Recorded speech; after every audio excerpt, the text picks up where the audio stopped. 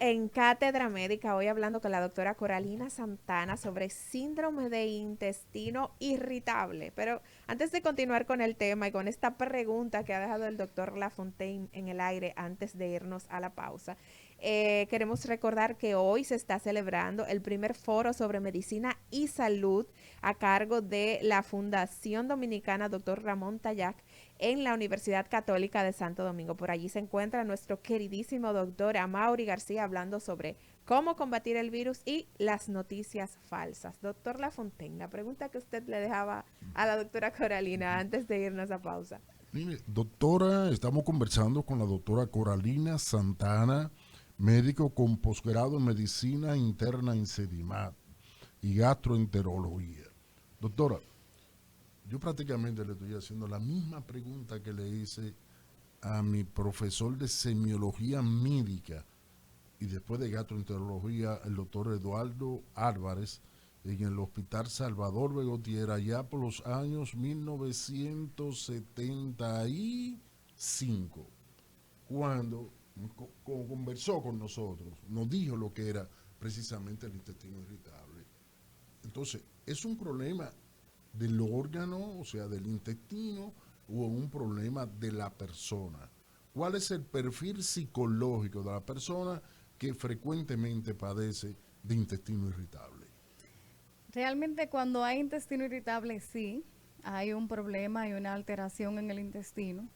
Lamentablemente, estos son pacientes que se limita mucho su calidad de vida, precisamente por los síntomas, y es difícil porque como tú no encuentras algo estructural que te produzca los síntomas como tal, entonces el paciente es la típica persona que va a muchos médicos, que se queja de que tiene síntomas, de que no mejora, de que le han hecho todo y que a pesar de eso sigue teniendo dolor, sigue teniendo molestias, de que utiliza algunos medicamentos y que no ha tenido éxito en controlar esa sintomatología, pero sí, sí, cada día hay más datos de que esta enfermedad sí es real, de que sí existe, de que sí limita mucho la calidad de vida de los pacientes y que uno tiene que tratar como médico de buscar y orientar a ese paciente para lograr mejorar y controlar todos esos síntomas, porque es una patología que es crónica, no se cura, sí se controla muchísimo con la alimentación, con terapias, como dije, para manejar el estrés, el ejercicio, un estilo de vida saludable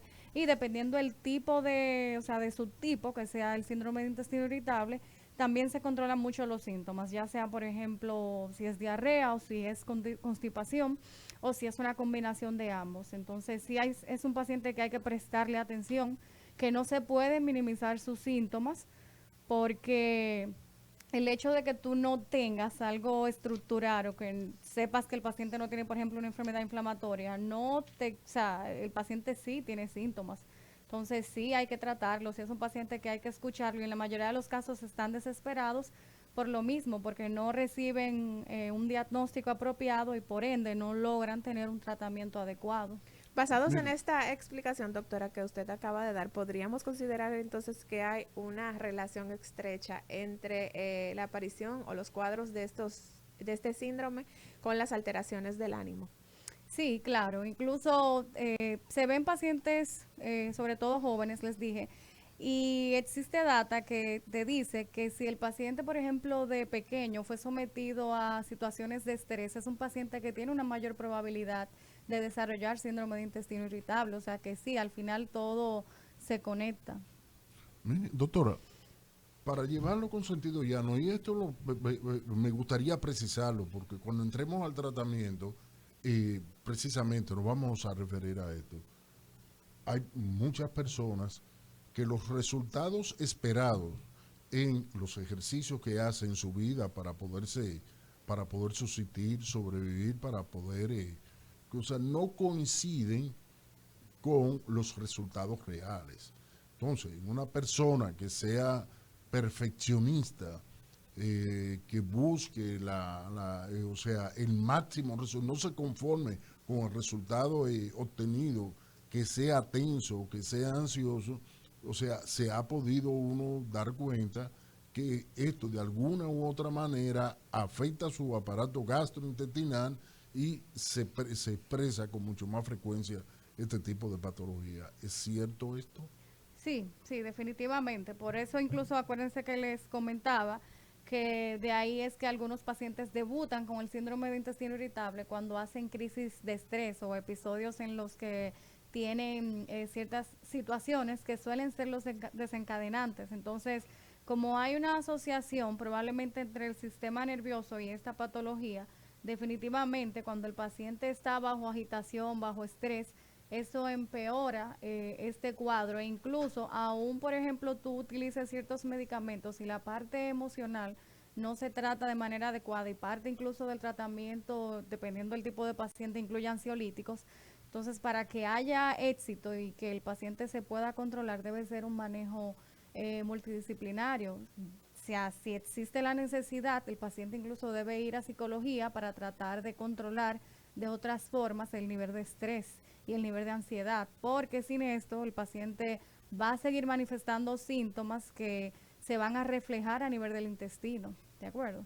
809-682-9850, 809-682-9850 y la línea internacional 833-380-0062, 833-380-0062 son nuestras líneas de contacto. Ya la doctora ha explicado todos los síntomas que puede tener un paciente con este síndrome, así que si usted ha identificado alguno de ellos, si los ha tenido durante algún tiempo, llame, que la doctora está aquí para responder a sus preguntas y a sus inquietudes.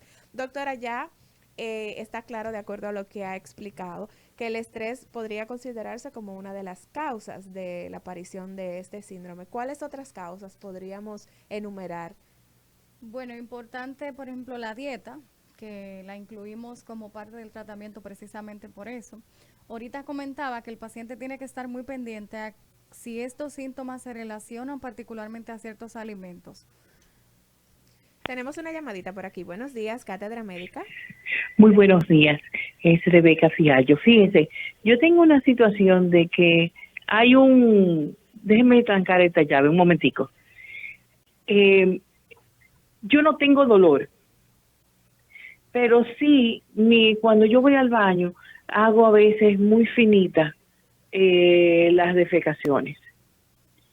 Y aparte de eso, no siento dolor, o sea, yo no puedo decir pero sí me da de cada cierto tiempo, me da como una diarreíta. Ok. Entonces, en el caso suyo, es importante saber la edad, si la paciente sufre de alguna patología, los antecedentes familiares, para entonces buscar posibles causas, ver si tenemos cambios en la alimentación, si no ha variado nada en la forma en la que se alimenta, el consumo de fibras y demás. Con la edad saber si ya está, por ejemplo, dentro del rango que aplica para hacer colonoscopía de tamizaje, porque esto también es importante siempre que vemos cambios en el grosor de las heces. Y sí, sería bueno verla por consulta, sobre todo para evaluar todos estos datos, porque como les dije, antes de uno llegar al diagnóstico de síndrome de intestino irritable, el paciente amerita de una buena evaluación, una buena historia clínica y de las pruebas de laboratorio, de imágenes pertinentes. Bien. Entonces, antes de recibir la llamada del oyente, hablábamos sobre las causas. Mencionaba el estrés, los hábitos alimenticios. ¿Hay alguna otra causa que se pueda Sí, enumerar? ya por ejemplo dentro de los factores de riesgo decíamos que ser mujer, ser joven te pone a riesgo el estilo de vida, o sea, una vida sedentaria en donde la alimentación que predomina es una alimentación rica en alimentos con un alto contenido de grasas, de carbohidratos. Todo eso también te puede poner a riesgo. Los factores genéticos, o sea, que quizás si en tu familia ha habido ciertos casos de intestino irritable, probablemente tú tengas un poquito el riesgo aumentado de también padecerlo. El consumo de alcohol en exceso, el consumo de tabaco también, son situaciones que te ponen a riesgo. O Buenos sea, días, Cátedra Médica. Perdón. Gracias, buenos días. Sí, Muchas gracias por su programa. gracias a usted por su sintonía. Cuéntenos. Gracias. Yo quiero preguntar, doctora, Ajá. desde que yo nací, yo evacué a los 3 días, pequeñita, cuando nací. Todas he ido al baño cada 4 y 5. y la defecación son muy fuertes, muy gruesas.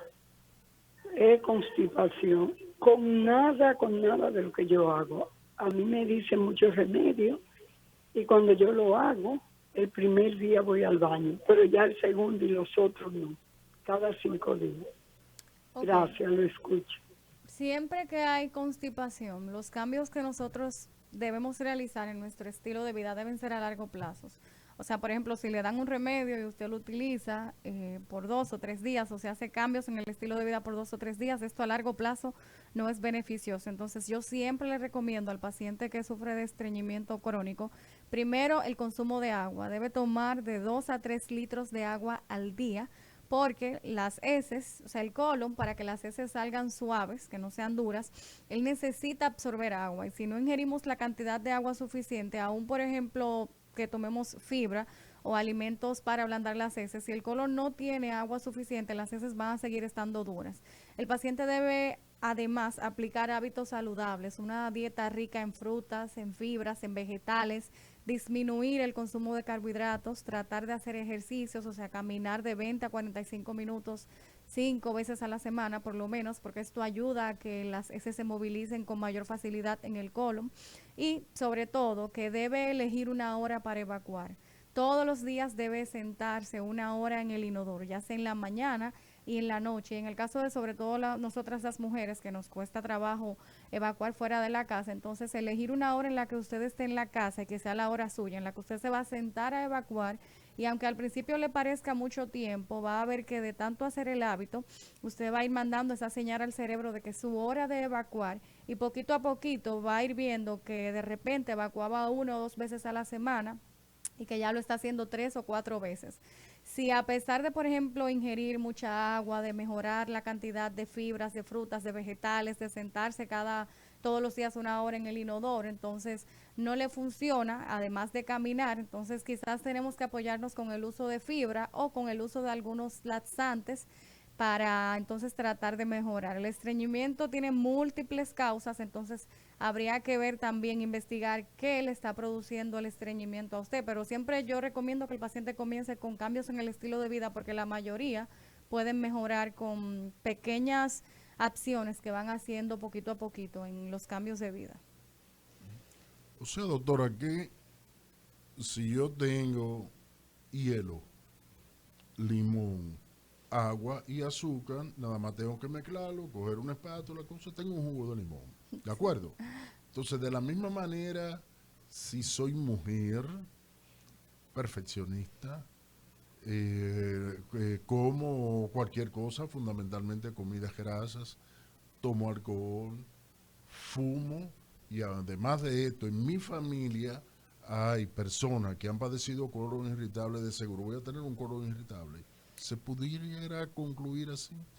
Podría tenerlo, o sea, no es que todas las personas que lleven ese estilo de vida lo van a tener, pero sí pueden tener un riesgo aumentado y en algún momento podrían presentarlo. Y de continuar y no tratar la situación, ¿en qué pudiera derivar un intestino irritable? ¿En qué otras patologías? Dependiendo el subtipo que sea, o sea, si el paciente tiene un síndrome de intestino irritable de tipo constipación, pues el paciente tiene un mayor riesgo de, por ejemplo, tener diverticulosis colónica. Si es un subtipo, por ejemplo, de Diverticulosis colónica, ¿qué es? divertículos. Los divertículos son las canas del colon, como ya creo que habíamos mencionado acá. Son unos saquitos, unas depresiones saculares que se forman alrededor de las paredes del colon, y cuando, o sea, son más frecuentes a partir de los 45 o 50 años, lo vemos de manera regular. Y los divertículos, ellos están ahí, y cuando ya lo tenemos, lo ideal es que el paciente, uno le aconseje que no se estriña, o sea, que no presente constipación. Ellos se dejan tranquilos y no suelen producir síntomas. Ahora bien, se pueden complicar, y la complicación más frecuente es cuando ellos se inflaman, que es lo que se conoce como diverticulitis. Pueden perforarse y pueden sangrar. Entonces, uno trata de no llegar a esas complicaciones llevando una dieta saludable, rica en fibras, tratando de hacer ejercicio, aumentar el consumo de agua y demás. Ya si el paciente, por ejemplo, presenta un síndrome de intestino irritable de tipo diarrea, pues el paciente se puede ver expuesto a desequilibrios hidroelectrolíticos, dependiendo qué tan frecuentes sean los episodios de diarrea, por ejemplo. Entonces, de ahí es que uno trata, dependiendo de la sintomatología del paciente, de diagnosticarlo y entonces poner un tratamiento adecuado a ese paciente. Porque además, como les dije, son pacientes que suelen presentar un dolor abdominal de tipo crónico, que es bastante insidioso y que aunque en ocasiones el dolor se maneja o se controla, el paciente suele tener exacerbaciones, suele tener episodios de aumento del dolor que, sobre todo, como dijimos, se desencadenan con los periodos de estrés. Entonces te limita mucho la calidad de vida porque es un paciente que te dice que está incómodo porque tiene mucha distensión, tiene muchos gases, tiene muchos platos, tiene mucho calambre, molestias abdominales. Eso implica en algunos casos que tenga que ausentarse de su trabajo, que limite su actividad social por estos síntomas, porque pueden llegar a ser bastante molestosos e incómodos. Tenemos una llamadita por aquí. Buenos días, Cátedra Médica. Buenos días, doctora. Quisiera una orientación. Mire, yo tengo 87 años, soy diabética, tengo artrosis cervical y he notado que todas las mañanas, casi a las 2 o a las 4 de la mañana, me despierto con un ardor en las nalgas o en los glúteos que parece que estoy cogiendo fuego. Muchas veces ese ardor me sale por mi parte y también por la boca. Pero cuando me levanto, todo ese efecto se me quita. Le escucho por la radio. Muchas gracias. Vamos a recibir esta otra llamadita y hacemos respuesta en conjunto. Buenos días, Cátedra Médica. Buenos días. Sí. Yo siempre me he preguntado, una enfermedad tan difícil y tan mala como divertículo, si eso no es divertido, ¿para qué le ponen ese nombre? Muy divertido su comentario, muy divertido. Bueno, la primera paciente, como tiene varios factores de riesgo y por el tipo de edad, creo que lo más recomendable es acudir a la consulta para hacerle una buena evaluación. Importante, siempre que uno tiene ardor o molestia en la zona del ano, identificar si el paciente tiene sensación de masa, si ha sentido, por ejemplo, si ha visto sangre, porque en algunos casos se puede deber a enfermedad hemorroidal, o sea, la presencia de hemorroides externas o internas que pueden dar esa sensación cuando ya la parte final, el esfínter del ano se congestiona, puede dar cierta molestia. Entonces creo que tiene que ir por la consulta para evaluarla. Muchas veces también podemos tener ciertos parásitos que pueden dar cierta molestia, entonces lo ideal es acudir por consulta para hacer una buena evaluación, pero sí debe ir para indagar un poquito más acerca de esos síntomas y también poder iniciar tratamiento porque es bastante molestoso. Doctora, usted acaba de mencionar algo que me hace preguntar esto. ¿Puede relacionarse el síndrome de intestino irritable con otras patologías gastrointestinales o puede llegar a confundirse también? Sí, se puede llegar a confundir con muchísimas patologías gastrointestinales. De ahí es que uno tiene que hacer una evaluación minuciosa para descartar, porque uno no puede decir a primera vista así. El paciente tiene un síndrome de intestino irritable sin haber descartado otras patologías. La enfermedad de Crohn es o la colitis ulcerativa se puede confundir de manera muy común con síndrome de intestino irritable y al revés. Entonces, por eso es que el paciente, tú debes, luego de hacer una buena examinación, según los datos que tú veas en el examen, hacer pruebas como calprotectina fecal, que si sale elevada, te orienta a que el paciente tiene una patología más a favor de algo inflamatorio. Siempre investigar, por ejemplo, las heces, porque tú puedes tener cuadros infecciosos por virus, parásitos, bacterias que te simulen un síndrome de intestino irritable. Incluso el paciente puede presentar un síndrome de intestino irritable luego de pasar por un proceso de gastroenteritis, o sea, por un proceso de diarrea infecciosa. Y ya entonces que se mejora esa parte, el paciente a largo plazo te termina con un síndrome de intestino irritable. Se puede confundir con cáncer de colon, entonces de ahí la importancia que hablábamos con el doctor ahorita de realizar una colonoscopía dependiendo la edad del paciente y los síntomas. Entonces, la gama de patologías que pueden simular un síndrome de intestino irritable son muy grandes, entonces hay que hacer una evaluación muy minuciosa, porque si se pasan por alto uno de esos diagnósticos, si se confunde con un síndrome de intestino irritable, el paciente podría tener consecuencias a largo plazo bastante negativas. Bien. Doctora, usted mencionaba entonces el tema, vamos a recibir esta llamadita primero. Buenos días, Cátedra Médica. Buenos días, gracias. Yo le quiero preguntar a la doctora, ¿le puedo hacer una pregunta sobre la úlcera? Sí, dígame. Ok, yo tengo una úlcera y tengo gastritis. La doctora que yo fui me indicó Parie de 20, pero me dijo que no podía tomar nada cítrico. Todavía yo no puedo tomar para nunca, nada cítrico, o es solamente mientras estuviera el tratamiento. Cuando tenemos gastritis y cuando tenemos úlceras, todo esto se controla con los medicamentos y con la dieta. Yo usualmente le recomiendo a los pacientes que sobre todo por el tiempo en el que esté llevando la medicación, por el tiempo que esté sintomático, que trate de evitar estos alimentos y ya después que el paciente mejore, ya después que se ha sometido al tratamiento, por ejemplo, con inhibidores de bomba de protones como omeprazol, entonces al cabo de 8, 12 semanas que vaya introduciendo algunos alimentos. Pero si se trató, por ejemplo, la causa de esa úlcera, o sea, si fue una úlcera por gastritis por helicobacter, si fue una úlcera por el uso de medicamentos, como AINES o algunos antibióticos, si ya se trató, si la causa se corrigió o si se orienta que el paciente la evite, yo entiendo que poco a poco, después que usted mejore, puede ir incluyendo algunos alimentos como los cítricos, obviamente de manera moderada, pero si todavía está en tratamiento, no debería consumirlos porque para que el paciente mejore de manera adecuada es una combinación entre los tratamientos farmacológicos y la dieta. La dieta juega un papel muy fundamental cuando tenemos gastritis y úlceras. Doctora, usted ha mencionado la dieta y en el mismo sentido que menciona ahora de la alimentación, vamos a ser un poco prácticos. Vamos a enumerar, hacer una lista de estos alimentos que debemos evitar, que son restringidos a los pacientes con este síndrome. Sí, primero yo decía ahorita, porque no en todos los pacientes tú eliminas lo mismo. El paciente debe estar muy pendiente a cuáles alimentos le funcionan como detonante.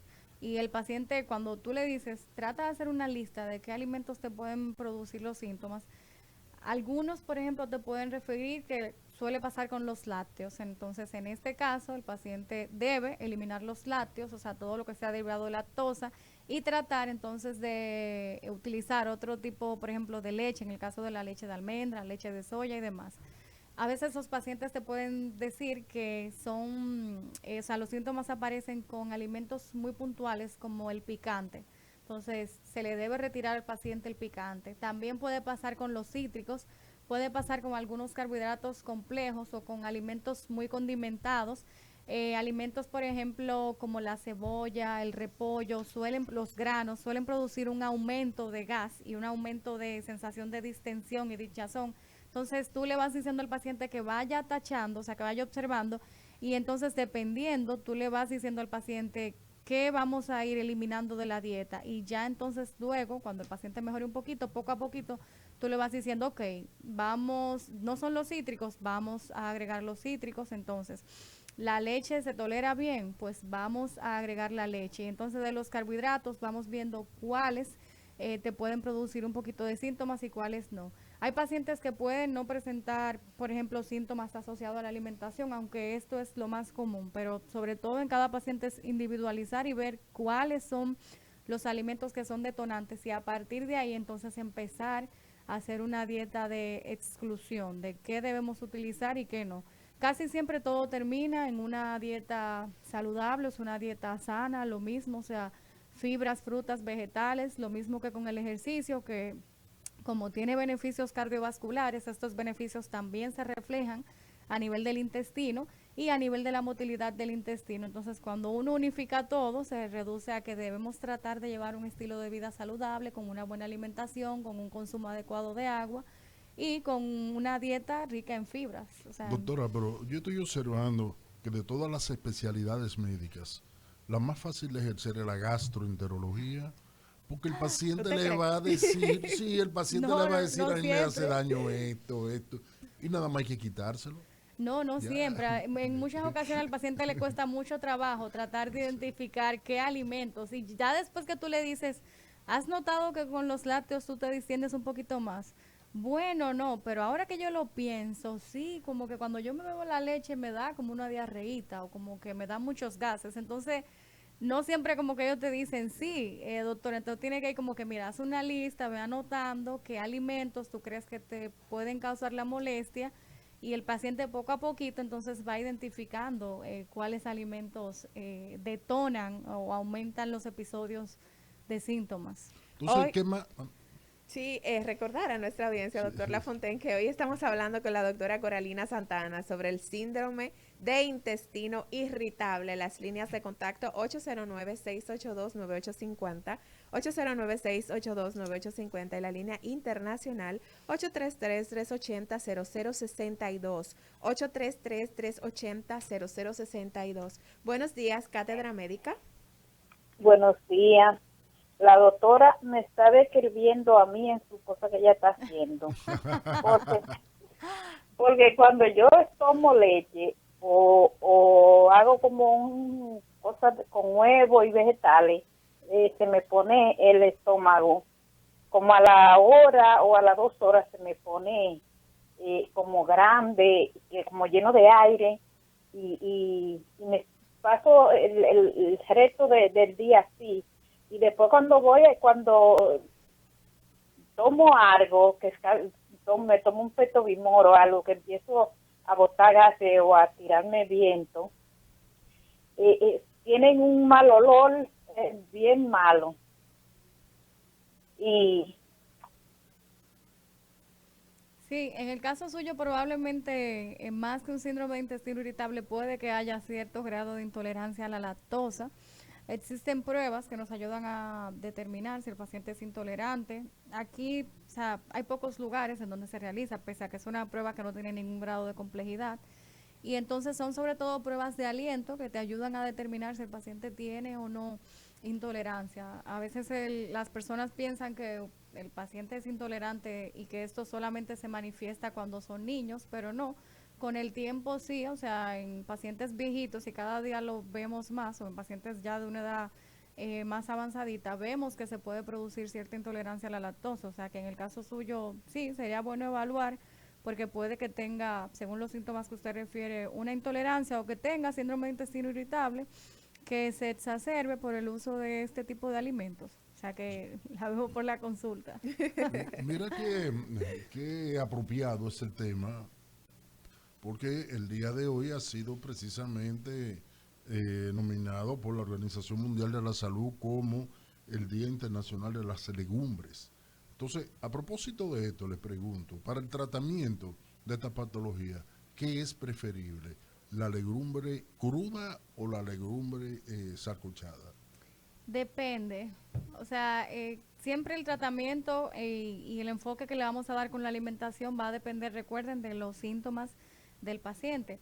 Si, por ejemplo, tiene constipación, uno va a preferir los alimentos que tengan un rico contenido, por ejemplo, en fibra. En el caso de las frutas, la lechosa, sandía, melón, etcétera. Ya, por ejemplo, si el paciente presenta la variante de diarrea, uno va a preferir una dieta o una alimentación que sea un poquito astringente, o sea, que el paciente consuma alimentos que capten agua y que ayuden un poco con el tema de la diarrea. Aquí uno le recomienda al paciente, por ejemplo, comida sin grasa, puede consumir arroz pero bajo en grasa, papa, yautía, plátanos, el guineo, la manzana, ese tipo de alimentos que ayuden a aumentar un poquito el grosor de las heces. Entonces siempre va a depender de cuál sea el síntoma que presente el paciente.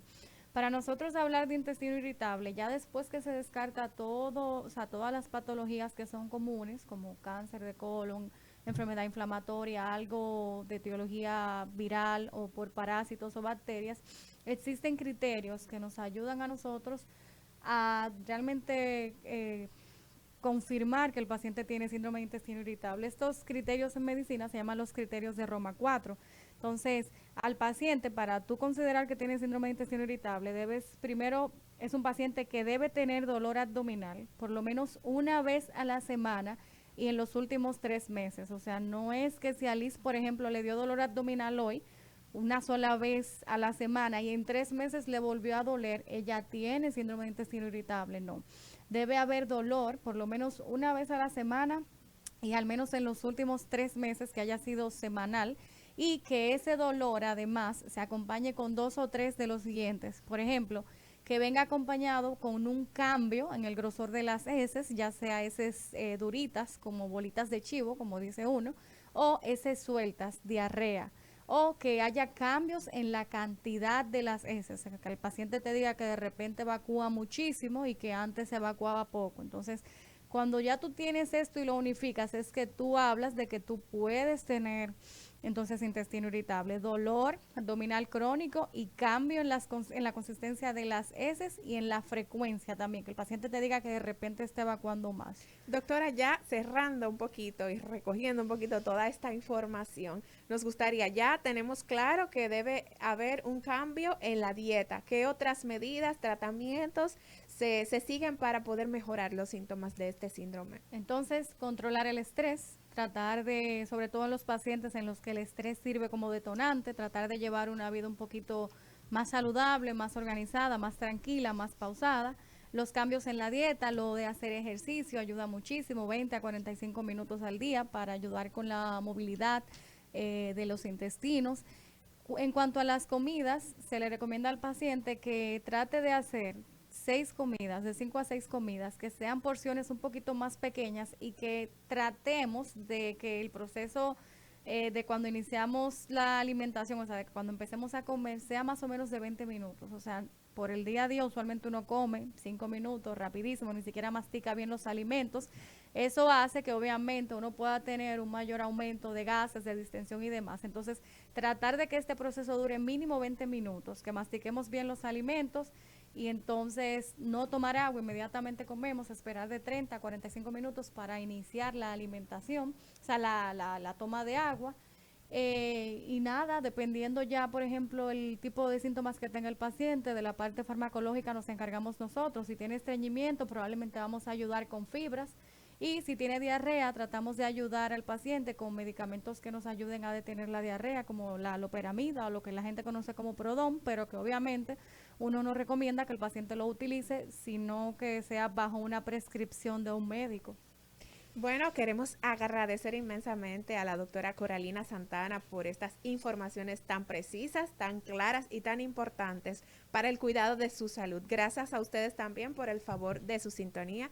En el día de mañana nos reencontramos por aquí nueva vez a las 10:30 por Rumba 98.5 FM. Doctor Lafontaine. Bueno, hasta mañana. Nos pasó lo mismo con Coralina, que uno siempre se queda corto de tiempo. Sí, ciertamente. Hasta mañana. Cátedra Médica, porque la salud merece respeto.